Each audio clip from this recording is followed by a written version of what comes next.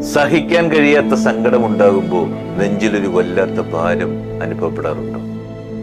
തൊണ്ടക്കുഴിയിൽ നിന്നും സംസാരിക്കാൻ കഴിയാതെ നിൽക്കേണ്ടി വന്നിട്ടുണ്ടോ? മരിച്ചു പോയെങ്കിലെന്ന് ആശിച്ചിട്ടുണ്ടോ?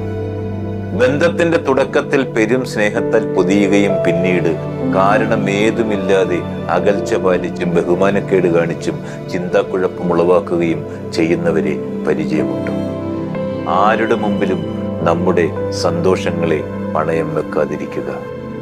പറയാതെ പറഞ്ഞൊഴിവാക്കാനും പുതിയ സാഹചര്യങ്ങൾ വരുമ്പോൾ മാറി ചിന്തിക്കാനും മനസ്സുള്ള മനുഷ്യരുടെ കാലമാണിത്. നമുക്ക് നമ്മളെ ഉള്ളൂ എന്ന ചിന്ത കരുതി വെക്കുക. യാചിച്ചു കിട്ടുന്ന സ്നേഹത്തിനും ബന്ധത്തിനും മുതിരാതിരിക്കുക. അജ്ഞാതമായ ഇടങ്ങളിലേക്കുള്ള അതിസാഹസികമായ ഒരു യാത്രയാണെന്ന് ജീവിതം.